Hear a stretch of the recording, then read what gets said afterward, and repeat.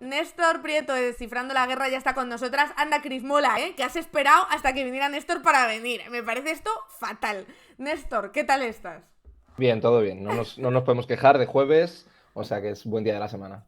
Oye, muchísimas gracias por venirte otra semana más al Twitch, que ya eres un habitual para contarnos los tejemanejes de la guerra, que claro, estamos aquí.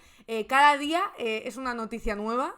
De hecho, bueno, han pasado varias cosas esta semana. Bueno, para empezar, Rusia ha continuado atacando diferentes regiones de Ucrania. De hecho, hemos visto imágenes de Mariupol en las que salía prácticamente destruida, que creo que las habrá visto casi todo el mundo porque tanto en redes sociales como en medios de comunicación las han hecho muy virales. Hoy se reunían en la OTAN y lo único que sabemos, o que sabía yo antes de empezar este tweet, era que los líderes de la OTAN acuerdan activar los planes de defensa frente a ataques químicos y nucleares. ¿Esto qué significa? O sea, ¿tenemos que tener miedo por esta decisión? Bueno, hay siempre un punto muy importante de ficción y de relato en toda esta cuestión. Es cierto que yo diría que esto es un elemento preventivo, es decir, la OTAN dice, en caso de que Rusia haga uso de armas químicas o nucleares, vamos a tener una acción. La cuestión es que Rusia, por su doctrina militar, porque cada país tiene su propia doctrina militar, sí que contempla el uso de armas químicas y nucleares, pero no evidentemente de una bomba atómica al estilo normal, ¿no? Armas químicas degradadas que tienen una función técnica y que sí que se han visto y Rusia lo contempla en su doctrina militar y por tanto se pueden llegar a usar. No son armas de destrucción masiva, no tienen esa necesidad, pero Rusia efectivamente la doctrina militar de un país pues es lo que contempla y el método de funcionamiento que puede llegar a tener. Por tanto, es una cuestión preventiva, pero también esto lo que nos puede servir es para que en caso de que hubiese una escalada, bien se produzca un ataque por parte de Rusia o bien no se produzca, pues ya tienen la excusa dada, ¿no? De ya hemos avisado, hagas o no hagas el ataque, si en algún momento yo quiero responder, podría hacerlo. Claro. Y da la impresión también estos días, y lo estábamos comentando aquí ayer o antes de ayer, que estamos un poco en un momento valle, ¿no? Tanto en el avance de Rusia en la invasión de Ucrania, como en también esas negociaciones diplomáticas, ¿no? Como que estamos en un momento en el que no está habiendo avances en ninguno de los dos sentidos, pero que al mismo tiempo parece que en cualquier momento se puede inclinar la balanza y podemos ir hacia un lado o hacia el contrario totalmente. No sé cómo lo ves tú, cómo has visto sobre todo esta semana. Sí, sí, sí, sí. Precisamente yo creo que esta tercera semana, hoy justo entramos, día 24, en la madrugada empezaba la invasión, hoy hacemos un mes desde el inicio de la guerra en Ucrania, y es verdad que hemos tenido una semana rara.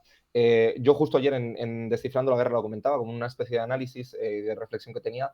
Tuvimos un avance muy rápido, después efectivamente, técnicamente, logísticamente Rusia tuvo problemas y vimos como en cierta medida se estancaba y empezó una primera ronda de negociaciones muy importante. Pues, todos los días había reuniones anunciadas, ¿no? En Bielorrusia, en Turquía, llamadas, videollamadas de los ministros de Asuntos Exteriores, y todo eso, que fue a lo mejor, mientras no había avances militares, lo que más ocupaba el tiempo, ¿no? Esas negociaciones, ahora continúan con discreción, pero es verdad que hemos tenido una semana de impasse. Yo creo, y todo apunta a que después de este primer intento infructuoso de negociaciones, vamos a ver cómo a corto plazo va a aumentar la presión militar. Y de hecho ya lo estamos viendo.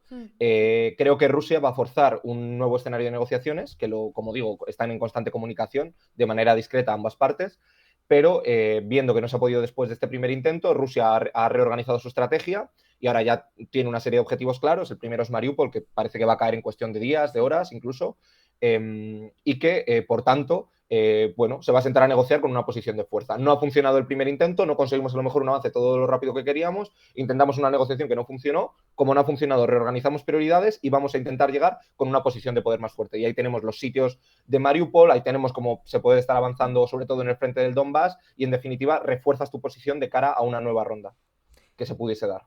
Y luego Putin está totalmente desaparecido. De hecho, hay medios que apuntan a si está enfermo, qué le pasa a Putin, por qué no aparece.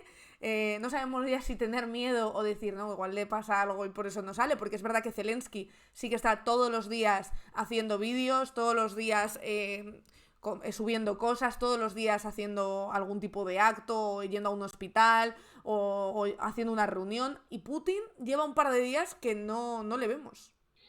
Bueno, Zelensky tiene una campaña comunicativa que yo creo es bastante inteligente y está bien diseñada. Es una campaña que además tiene la facilidad de que está siendo amplificada con un interés claro por parte de muchos países, pero que además es muy buena. Desde un punto de vista técnico, de comunicación política, yo creo que son en gran parte los vídeos de propaganda que está haciendo que se pueden estudiar, ¿no? De cómo articula y cómo toca. De hecho, es muy curioso, da para análisis, lo que pasa es que Mm, no tengo horas al día, pero tú ves la gira que está haciendo por los distintos parlamentos y toca todos los clichés que hay en cada sí. país, ¿no? Y se va al Congreso de Estados Unidos y dice, no, recordad Pearl Harbor y la libertad y los elementos inspiracionales, y iba a Alemania y dice, recordad el nazismo, la ocupación de Europa. Es decir, está haciendo una campaña comunicativa muy inteligente que sobre todo lo que está buscando, como digo siempre, en comunicación en la guerra hay dos objetivos, el interno lo tiene casi asegurado porque además está homogenizando todo el discurso, ¿no? En términos internos la comunicación sirve para homogeneizar a tu base social, legitimar tus aspiraciones y permitir que la población sustente tu intención. Y en el plano externo, Zelensky lo que está haciendo es, aprovechando el viento a favor que tiene, porque los países le son favorables, Sí. pues terminar de asentar una opinión. Y Putin, bueno, es verdad que ha tenido apariciones. Ayer, de hecho, tuvo una aparición para decir que el gas, a partir de ahora, las exportaciones las va a cobrar en rublos, que es una manera de aligerar las sanciones. Pero sí, desde luego, Putin está midiendo mucho sus intervenciones. Todas las intervenciones que hace son con un discurso muy claro, es decir, no le cogen haciéndole Sí. un canutazo, no le sacan Mm, en un desprevisto. Ha tenido un acto súper multitudinario en Moscú hace unos días, hoy fue para hacer anuncios muy importantes y sí, está dando como una imagen de Estado excesivamente fría, ¿no? De hecho, eso, en la comunicación, la imagen es muy importante. Yo me acuerdo de esa mesa enorme, ¿no? Hasta con tus sí. propios Sí, ministros de sí. defensa y el jefe del Estado Mayor. Y bueno, pues parece que la comunicación que tiene es muy medida y para dar mensajes muy concretos. De hecho, se hablaba de si Putin también estaba jugando un poco con el miedo, que hacía declaraciones a veces que realmente eran más para reforzar esa imagen de tipo duro que va a ganar sí o sí esta batalla que para otra cosa. Bueno, realmente Putin juega con lo que sabe que tiene. Es decir, Rusia también esto hay que decirlo, ¿no? O sea, me gustaría traer otras noticias, pero la guerra parece que va a continuar y Putin, si bien es cierto que tiene que ser cauto y que tiene que estar habiendo unos debates serios a lo interno del ejército ruso, porque hay algunas señales de que no ha funcionado el plan o de que por lo menos el armamento ruso o la respuesta ucraniana en ciertos ámbitos ha sido mejor de lo esperado, tiene todavía terreno. Es decir, al mismo tiempo que en cuanto conforme avanza el tiempo es más fácil que haya un mayor aislamiento diplomático de Rusia y que las sanciones le hagan más daño, que por ese lado le perjudica, también es más fácil que Ucrania no pueda aguantar un asedio constante a sus ciudades. Y Claro. es más fácil que una vez se activa la cuenta atrás, pues tú veas como Sumi, como Mariupol, bueno, como Siberodonetsk, distintas ciudades que por cuestión de tiempo parece que estaban aguantando, no son ilimitadas. Es decir, en una carrera de fondo en lo militar tiene más músculo Rusia. Lo que pasa es que no tiene más músculo en lo diplomático y lo político. Pero bueno, ese es el equilibrio en el que se está moviendo desde luego. Hmm. Y hablabas antes justo de la respuesta a esas sanciones por parte de Putin, que es verdad, también lo anunció esta semana. Lo que pasa es que han pasado tantas cosas que yo ya pensaba que había sido la semana anterior. El tema de pagar en rublos. Hmm. ¿Cómo nos puede afectar eso? ¿Cómo puede afectar al resto de países de Europa? Bueno, realmente afectar, lo que va a afectar es, técnicamente no tendría que afectar. Se supone que Rusia lo que dice es, yo el suministro de gas que tengo con los distintos países y de hidrocarburos en general, lo que voy a hacer es cobrároslo con otra divisa distinta. No lo voy a hacer con dólares ni con euros porque además no me dejáis moverlo, tengo mis bancos congelados que no tienen funcionalidad en el sistema bancario internacional y por tanto voy a cobrarlo en rublos. ¿Por qué? Porque esto es pasar por caja. Es Claro. decir, ¿quién da los rublos? Los da el Banco Central de Rusia. Entonces, tú cuando tienes que hacer el intercambio, lo que haces de esa manera es, el rublo no vale nada, ¿no? Porque ya nadie quiere rublos. Dices, bueno, pues os voy a obligar a que todo lo que me compréis vayáis por caja y me deis vuestros dólares y yo os dé rublos. Y así va a subir el valor del Claro. rublo, yo voy a tener acceso a efectivo que no estaba teniendo, es decir, me voy a quedar esas divisas para mí y consigo en cierta medida paliar un poco el efecto de las sanciones. Tampoco nos engañemos, las sanciones son muy importantes, son devastadoras y sobre todo lo que plantean a medio plazo, que es reducir el comercio con Rusia, va a hacer daño, pero esta medida es inteligente desde el punto de vista de los rusos porque consigue minimizar el impacto. Claro, ¿cuánto tiempo más puede aguantar? Porque todas las semanas decimos, uff, la economía de Rusia se está resintiendo muchísimo, ¿cuánto podrá aguantar Putin? Pero claro, ¿cuánto le queda? Porque es verdad que vemos que la situación se sigue alargando y ahí sigue resistiendo. Bueno, Rusia tiene músculo, es verdad que a nivel económico se va a ver resentida y que hay un riesgo de impago. Ya tuvimos la primera gran quita de deuda externa soberana que exterior, es decir, ya tenía que hacer una serie de pagos en deuda hace 9 días, si no me equivoco, los consiguió pagar. Y es verdad que Rusia tiene músculo, no sabemos hasta qué punto va a aguantar. Pero también hay que decir, incluso en una situación de gran debilidad externa, es decir, que tuviese severísimos problemas para hacer pago de deuda, que ya no tiene acceso a crédito internacional en gran medida, que no tiene acceso al sistema bancario, Rusia tiene una capacidad de autoproducción muy importante. Y yo creo que ese es un elemento con el que también juega Putin, ¿no? Es decir, Claro. no es una autarquía, pero hay que decir que lo que está haciendo ya Rusia es una apuesta de decir, bueno, como ya sé que por fuera me están viniendo mal, en primer lugar vamos a reforzar lo que es todo el comercio interno, la demanda interna y sobre todo la producción interna, y estamos buscando aliados alternativos, como es India, como es China y demás. Entonces no sabemos, porque además los datos son muy opacos. Abrió la bolsa de Moscú hace 2 días por primera vez después de 3 semanas, pero no sabemos en qué medida está afectando. Sabemos que está afectando mucho, pero como digo, incluso en el peor de los escenarios, Rusia tiene cierta cintura. La cuestión es si la población civil pasa por allí, si las élites económicas pasan por allí o no también. O sea, es decir, no solo es que sea viable económicamente que Rusia aguante las sanciones, lo puede aguantar. La ha aguantado Irán, lo ha aguantado Cuba, lo aguantó el Irak de Saddam Hussein hasta que hubo la invasión. Es decir, tú puedes tener un país paria. Lo que no puedes tener necesariamente es el aguante de la población civil para que te lo permita. Justo estaban comentando por aquí, por el chat, que a Putin solo se lo puede encargar el pueblo ruso, el propio pueblo ruso, que se subleve y que diga no, ya no podemos más. Entonces la cosa está en cuándo va a llegar ese punto en el que la población rusa diga yo ya no podemos más realmente. Es complicado de determinar porque también tenemos un acceso a los medios y a la información en Rusia escasa y Claro. ya las políticas cruzadas lo han terminado de empeorar, ¿no? O sea, es complicado. Hay que decir una cuestión fundamental. Putin representa y consolidó después de Yeltsin una noción de Rusia y una visión del nacionalismo y de lo que es el Estado en su conjunto muy concreta y muy singular. Tiene unas naciones importantes de religión, tiene una relación importante de lo que sería revisionismo histórico, de un nacionalismo muy inflamado y eso tiene una base social muy importante. De hecho, mayoritaria, probablemente, por lo menos en mayoría simple, no sé si absoluta, ¿no? Podríamos sumar las distintas sensibilidades y no saldría, pero tiene un apoyo muy importante. Lo que pasa es que ese apoyo ya veíamos que se estaba desgastando desde hace años y que había una tendencia descendiente. Lo que no sabemos a ciencia cierta es en qué medida está habiendo realmente una auténtica alternativa por parte de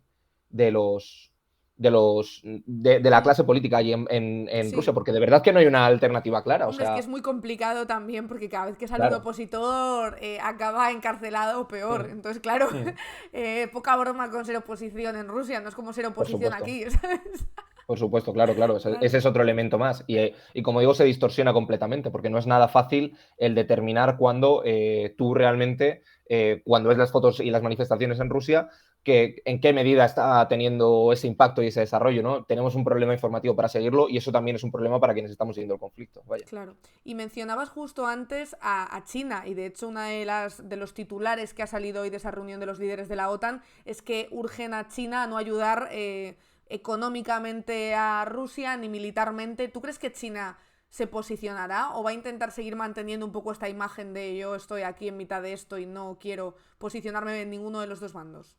Yo creo que China va a mantener su posición porque los chinos tienen una diplomacia muy seria en términos de que no es improvisado. China tenía una cuestión fundamental que es que no puede decir que apoya las pretensiones de Rusia sobre Crimea o sobre el Donbass, porque tiene el problema de Taiwán. Entonces, China tiene una línea que es la integridad territorial y ha llamado a resolver la integridad territorial, pero también dice, yo entiendo las preocupaciones legítimas de Rusia en cuanto a seguridad internacional, porque China también se siente acosada por la OTAN. Entonces, en ese sentido, China tiene una postura que yo creo que es... de hecho, no ha intentado mediar y podía mediar mucho más. Tenía un papel por el cual podría mediar, porque tiene mucho intercambio económico con Ucrania y vínculos políticos. ¿Qué pasa? Que este anuncio de Estados Unidos lo que viene a hacer es también una cuestión preventiva, es forzar a China a tomar una posición que no tiene necesidad de tomar, porque además es muy contradictorio. O sea, Rusia es uno de los principales, yo creo que es el principal país al que Rusia destina armamento, la industria armamentística rusa es China, porque China, aunque está en un proceso de modernizar sus fuerzas armadas, tiene una industria muy poco desarrollada en comparación con otras grandes potencias. Y ha sido Rusia el principal suministrador. Yo creo que el primero es China y el segundo es Argelia. Me atrevería a decirlo, pero no, ahora mismo lo comprobaré luego. Entonces, es poco realista que China le dé. Hombre, claro que te puede dar neumáticos y demás, pero bueno, China ni siquiera no tiene una intención real de participar en el conflicto. Es una manera de caparles, ¿no? De intentar evitar que avancen en ese sentido. Y también entiendo que es una intencionalidad de intentar quitarle otro apoyo, como decir, no veis como Rusia está solo, entonces aislarle en ese sentido de cara al resto de países para que parezca que realmente puede seguir perdiendo fuerza.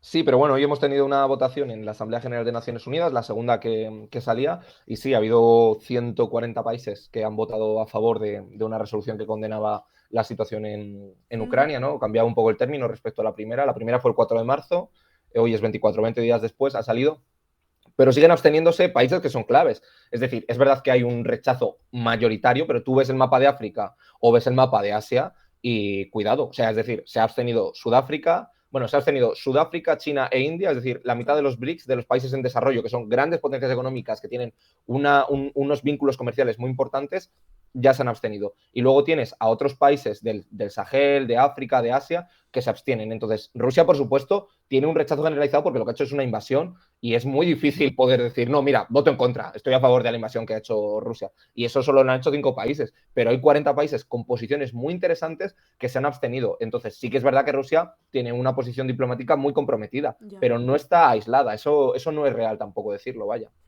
Te está preguntando Teseo, dice, ¿hay precedentes en Rusia de su pueblo levantarse contra sus gobernantes y derrocar su sistema? Hombre, que Lenin algo hizo en el 17. Sí hay antecedentes y lo hemos visto. También yo creo que se hacía un poquito... Es que, madre mía, qué nivel tenemos en España. Yo veía hace poco que decía alguien, no, esto es como el imperio ruso, Sí, siempre hay una gran como los guerra y zares, ¿no? Sí, Hay pues quien dice eso, como los zares rusos, tal. Claro. no es el caso, pero es verdad que sí que hay antecedentes. La cuestión es que efectivamente yo creo que el elemento que puede ser determinante en términos de que pueda haber realmente un malestar social que se viene notando desde hace mucho tiempo. De hecho, Putin hace 2 años, cuando no estaba tanto en el foco, hizo una reforma del sistema de pensiones que fue súper impopular. Le restó un montón de popularidad porque ya estaba muy mal, el rublo ya estaba mal, la economía estaba mal y demás. Entonces, la clave yo creo que son, por un lado, lo llevo diciendo mucho tiempo, es el círculo económico que tiene, porque realmente la idea bueno, se les llama oligarcas a los rusos en términos despectivos, que es una oligarquía corrupta, parasitaria y que además cogió todas las empresas que cayeron de los estatales, pero vamos, que es igual que la oligarquía en el término puro de la palabra que hay en España, ¿no? Lo digo porque me gusta que llamemos oligarcas porque técnicamente son oligarcas, es un grupo reducido que controla el modelo económico y los sectores, pero también los tenemos en Europa. Luego porque me gusta, ya que lo hemos sacado Claro, de manera despectiva, claro. usémoslo también. Pero bueno, digo, los oligarcas son importantes porque el poder económico y el político tiene una frontera muy difusa. En caso de que perdiese apoyos en términos internos, sería importante. También digo, Putin tiene muy centralizado el poder. Entonces, aunque hay Claro. gente importante que puede alterar esa balanza, sería complicado. Y por otro lado, la población civil. Es decir, si el vínculo económico fundamental y las actividades económicas se resienten, veríamos una disputa de poder interno importante. Aunque, como digo, Putin tiene la sartén por el mango, no es un líder débil. Y por otro lado, la población civil, que tiene una situación muy, muy delicada y la lleva teniendo desde hace años. Es decir, lleva viviendo un descenso en el nivel de vida significativo desde hace tiempo, ¿no? Sí, estaba leyendo por aquí por el chat que claro, yo estaba reflexionando sobre lo que estabas diciendo de, claro, es que el pueblo ruso también lleva muchos años bajo el mandato de Putin. Entonces entiendo que cuanto más llevas también, es más difícil que se subleven. Más difícil No, porque al final ha tenido el poder durante tanto tiempo y está tan metido en las instituciones que cada vez se hace más complicado, claro. por supuesto, o sea, ha permeado completamente en la institucionalidad rusa y en la sociedad. Y hay que decir, o sea, es que esto choca mucho en Occidente, pero, o sea, quiero decir, yo no tengo claro, o sea, yo si tengo que decir cuál es la posición mayoritaria en Rusia, yo diría que es mayoritaria a favor de la guerra. O sea, yo lo creo, de verdad, viendo la tendencia que hay. Eso sí, lo es porque Putin se ha constituido sobre una serie de elementos que le dan sentido. Bueno, yo además es que tengo esa teoría particular, lo hablaba el otro día con Julián sobre Marruecos. Hay elementos que son constitutivos y distintivos de la nación, que son los mitos fundacionales, ¿no? O sea, España tiene mitos fundacionales del siglo XV, pero también los tiene del siglo XX, como es la noción de la Constitución, ¿no? La Constitución del 78 es una piedra angular. No se podría entender el sistema político ni la configuración social que tenemos sin ese mito de la transición. Pues en Rusia ese mito es el nacionalismo y el resurgir ruso. Rusia vive como una humillación lo que ocurre en los 90. Se ve aislada, se ve sometida, se ve con una devaluación económica terrible. Y lo que plantea Putin con inteligencia es una combinación del nacionalismo, de elementos religiosos conservadores, también de una retórica soviética que no tiene nada que ver con el discurso político, sino con la grandeza, con esa noción de gran país. Y eso, todo ello, lo ha combinado y cala en la población rusa. Y tiene un apoyo muy importante, erosionado, desgastado, y un apoyo que no necesariamente es acrítico. Es decir, no es una masa de 60 millones de rusos que van a hacer lo que diga Putin, Claro. pero tiene un apoyo importante. Y, por supuesto, ese apoyo ya convive de manera antagónica, porque lleva tanto tiempo que ha constituido una línea de fieles, pero lleva tanto tiempo también con unas políticas que ya ha creado grupos que son abiertamente hostiles, porque esto no es una disputa política entre distintos partidos que se puede alterar, no. Hay un sistema político hecho y configurado en torno al mandato de Putin que lo que ha generado es un grupo constante de oposición y un grupo constante de apoyo, y ambos conviven en el país. Te pregunta Izargorria y te dice, ¿por qué pensamos en ciudadanos de cada país protestando y no nos planteamos protestas coordinadas internacionalmente? Y me parece interesante la pregunta porque además Zelensky un poco es lo que está pidiendo, ¿no? Está diciendo, salid a manifestaros en todos los países del mundo a favor de Ucrania y contra Putin. No sé qué opinas de eso, de esa acción coordinada, si eso influiría o realmente no haría mucho, aparte de mostrar el apoyo al pueblo ucraniano. Bueno, es el debate de siempre, ¿no? En torno a la movilización social, que sin duda alguna, pues es importante, ¿no? Pero quizá se me ocurre que el caso de la guerra de Irak, ¿no? ¿Qué movilización ha movido más en este país? Quizá el 8M, ¿no? Hace 3 años o 4.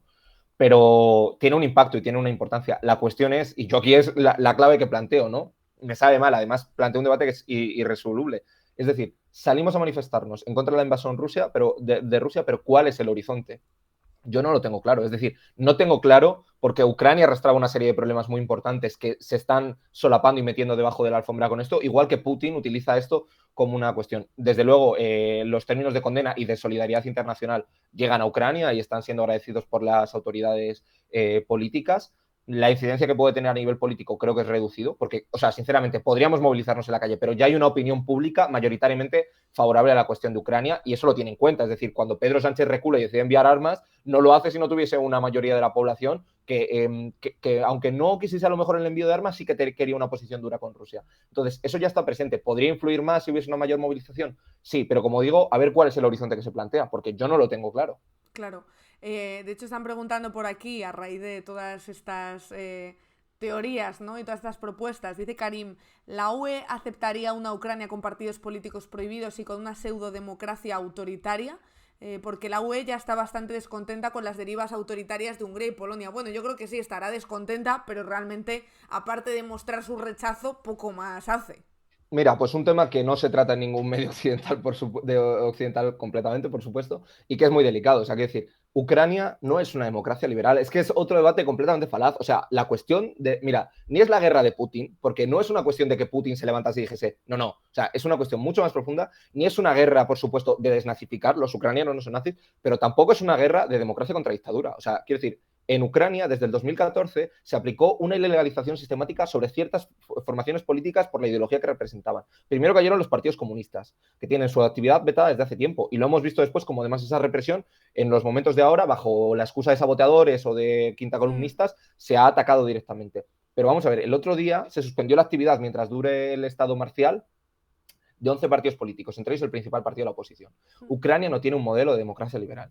Es decir, no tiene el sistema de democracia liberal que hay en Europa. Y eso hay que decirlo. O sea, y no pasa nada. O sea, quiero decir, si no debería, o sea, pero seamos honestos, quiero decir, tampoco lo tiene Arabia Saudí y tienen unos negocios cojonudos con ellos desde la Unión Europea. Lo que pasa es que al final, claro, hace falta y es más fácil vender la noción de que es una democracia que está luchando por sus derechos. Mira, es que son cuestiones que, más allá de que estén ilegalizadas formaciones políticas, que vienen desde el 2014, ¿vale? Y que ahora han caído 11, entre ellos el principal partido de la oposición, Ucrania tiene una política que habría que sentarse a mirarla discriminatoria sobre las minorías. La cuestión de Rusia, donde el 40% o el 35%, me da igual el dato exacto, habla ruso, tiene una política de discriminación. Ya hace unos meses, antes de la guerra, se prohibió la publicación de periódicos en ruso. Se obligaba a que publicasen en ucraniano y que a partir de ahí ya publicasen en ruso, lo cual era inviable económicamente para muchos de los periódicos. Claro. Se han cerrado canales de emisión en ruso. Y ojo, Hungría y Polonia, que tienen minorías étnicas muy importantes en ese país y son países de la Unión Europea, dijeron en su momento, el gobierno polaco está discriminando a nuestros ciudadanos allí. Entonces, cuando un país europeo, ya no te digo lo de Rusia, porque lo puede ser susceptible, tú lo puedes poner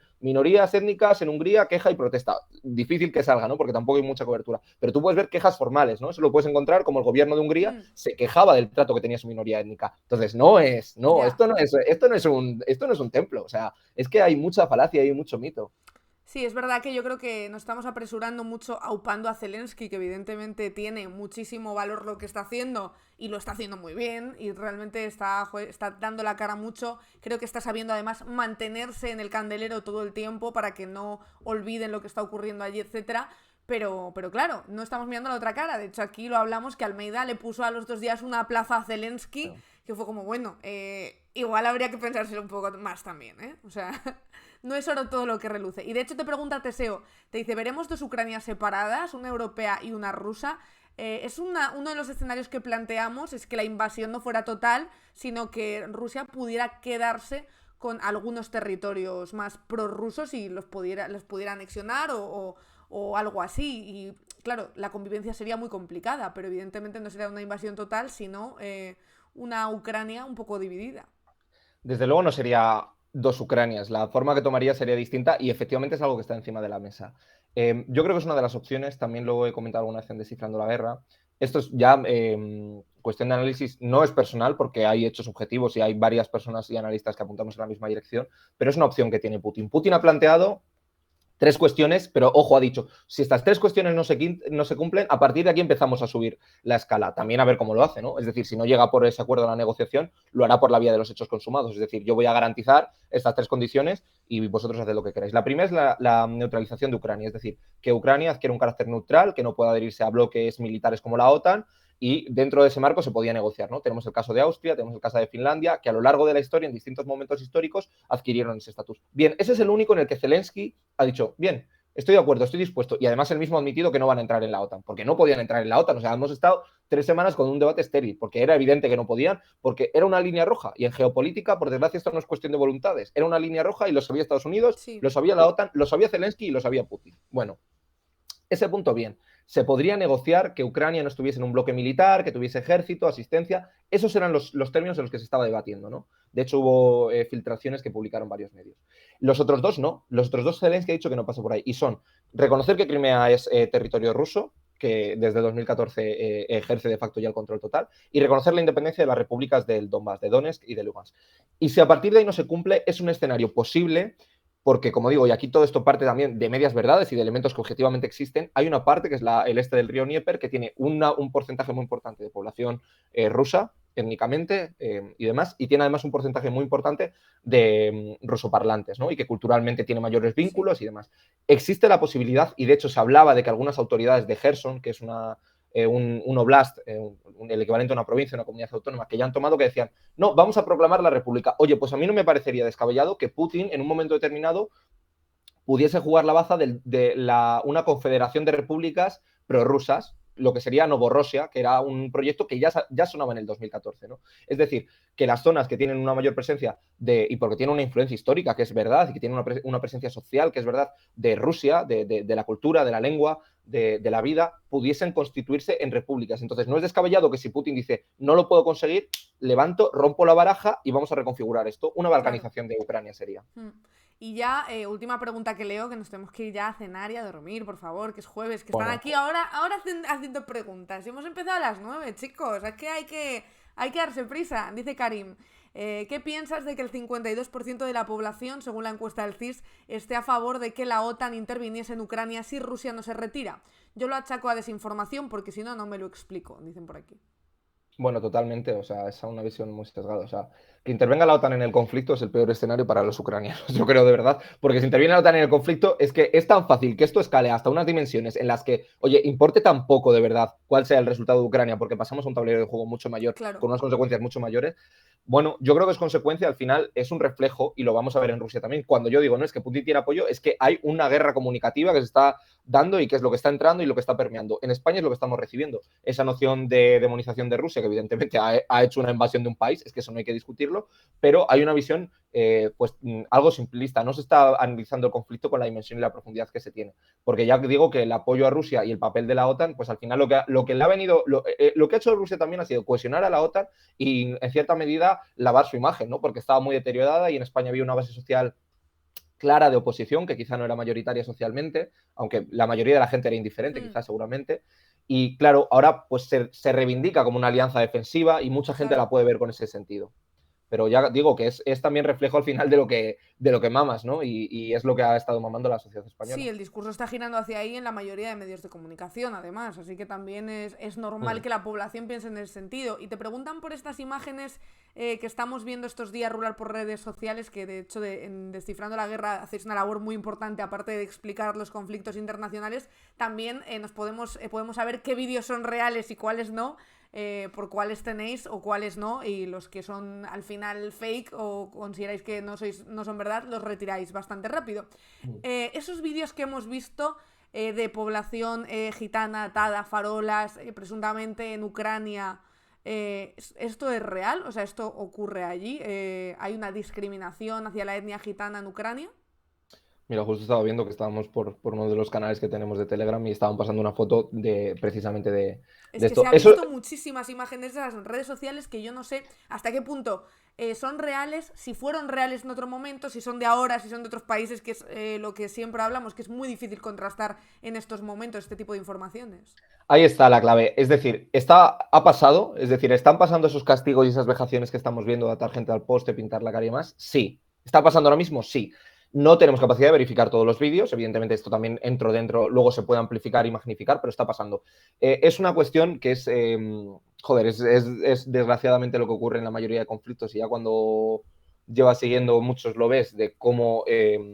bueno, es que incluso la legislación ucraniana en gran medida autoriza a estos abusos y estos excesos que también se están dando en el otro lado, pero es al final ves como la población civil termina siendo carnaza y también bajo el pretexto de que son quintacolumnistas o sabotadores se termina cargando contra ellos. Esas imágenes han pasado, no sabemos o todo lo que llega no lo podemos verificar, pero sí que tenemos casos de hasta prensa ucraniana que lo admite, ¿no? Y muchos de ellos hasta lo alardean. Había declaraciones del jefe del servicio médico del ejército ucraniano, creo que era esa la responsabilidad, que decía que había que castrar a los soldados rusos. Es decir, para que veáis el nivel de que se hacían prisioneros, ¿no? O sea, el nivel de histeria que se está generando. Esos castigos están ocurriendo. Sobre la etnia romaní, sobre los gitanos, es verdad que hay casos y hay un racismo general en gran parte de la sociedad ucraniana. Que muchos de esos castigos que estamos viendo ahora se produzcan sobre gitanos, pues es fácil que se estén dando, pero fundamentalmente, como digo, se está aprovechando la situación de guerra para ejercer con total impunidad este tipo de situaciones, que al final lo vemos en otros conflictos armados, pero es como lo más brutal, ¿no? Porque son imágenes durísimas. Sí. O sea, hay algunas que es que, o sea, nosotros subimos porque tiene una relevancia informativa, pero en ningún caso queremos hacer carnaza de ello, porque es brutal, o sea, es brutal, hay algunas imágenes que son devastadoras, ¿no? Pero sí hemos podido verificar varios de ellos, en muchos incluso se ve el ejército ucraniano, puedes identificar incluso las ciudades por las imágenes que hay y está pasando, ¿no? Pero como digo, es terrible, es parte de lo que termina siendo una guerra también, pero bueno, eso pues también hay que sacarlo y lo que sí que hay que hacer, y eso es lo que yo llevo diciendo desde el principio, hay que hacerlo con un rigor y sin carnaza, ¿no? Porque ni me valía porque vine a este programa y lo dije, ni me valía cuando yo veo a un chaval descuartizado por un bombardeo, porque por supuesto la guerra no hay que infantilizarla, ni hay que negarle, ni hay que quitarle el dolor que tiene, pero lo que no podemos es hacer un uso tan torticero, porque además terminas normalizando la violencia extrema. Y ahí es cuando incluso hay que tratar con rigor. Romantizando la guerra, claro, que es lo que está ocurriendo últimamente. Es que está pasando totalmente. Entonces hay que hacer un uso muy riguroso y tratar informativamente como tiene que ver. Es decir, vale, está ocurriendo esto, por supuesto, hay un bombardeo sobre la población civil por parte de Rusia y lo reportamos y le damos la dimensión y utilizamos las imágenes que tengamos que utilizar sin hacer carnaza, ¿no? Y por supuesto decir, está habiendo una represión hacia quintacolumnistas que se está sirviendo y hay abusos y lo damos con ese contexto informativo. Lo demás Lo demás a mí me genera auténtico asco el ver cómo se está utilizando a un chaval descuartizado, a una persona atada a un poste con esa cuestión. Porque Sí. es que al final luego, quiero decir, ni sabemos por dónde van los frentes, ni sabemos Claro. cómo está el estado de la guerra, simplemente importa porque además estos son armas de demonización del adversario. Nos sirven para decir Rusia muy mala y Ucrania muy mala. Y por supuesto que lo que están haciendo son barbaridades, pero hay que darle ese contexto, es fundamental. Y ya, última pregunta de la noche, chicos. DJ Maok dice, por favor, Néstor, ¿ves algún tipo de similitud entre las guerras de Siria y la de Ucrania? Y ya se acabaron Bueno, a las ver, preguntas. No hagáis más porque ya no voy a hacer más, ¿eh? a ver, complejo, son dos conflictos armados muy distintos. De primeras yo te diría que en el grueso del conflicto no, porque la guerra en Siria, en primer lugar, fue una guerra con una duración muy prolongada, que tiene un origen que es distinto, no es una invasión, es una escalada interna que termina dándose. En la internacionalización del conflicto sirio, es decir, si el conflicto ucraniano está siendo internacional en términos diplomáticos, en términos militares el conflicto sirio fue una guerra, casi podríamos decir, proxy, es decir, era el tablero de juego de distintas potencias mundiales y regionales. Teníamos sedes y tenemos sedes militares de Estados Unidos, tenemos sedes militares de Rusia, tenemos a milicias pagadas por Irán, tenemos a los turcos metidos de lleno, es decir, eso era una locura. Luego sí que hay similitudes con algunos aspectos, es decir, estamos viendo cómo el armamento más desarrollado que se empezó a introducir a lo mejor en la guerra en Siria, los drones no estaban tan desarrollados, pero sí que lo empezamos a ver, luego en Nagorno-Karabaj, y lo estamos viendo ahora, pues sí hay similitudes. También vamos a ver combates urbanos, que los últimos grandes combates urbanos que hemos visto a esas escalas, con sitios muy prolongados, puede que sean los de Siria, ¿no? Porque la guerra en Etiopía o la de Yemen que estamos teniendo, pues tiene otras dimensiones. En Yemen también ha habido sitios muy importantes. Entonces, hay similitudes, sí, pero siempre es muy complicado hacer estos paralelismos, ¿no? A mí no me gusta hacerlo porque puedes encontrar elementos, pero tienen Claro. lógicas completamente distintas. Oye, muchísimas gracias, Néstor, de verdad, por arrojar luz una semana más aquí en España y Revolución sobre el conflicto. Y la semana que viene te esperamos otra vez, si te dejas, para Bueno, contar los próximos movimientos. A ver qué o nos sea, encontramos la semana que viene. que quedo ya invitado entonces. Invitadísimo, como siempre. Bueno, nada, muchísimas gracias a vosotros Muchas gracias, por la Néstor, de invitación. verdad, increíble. Hasta luego, Néstor, buen Un fin de abrazo muy fuerte. semana. Adiós, Adiós. buen fin de semana. Chao.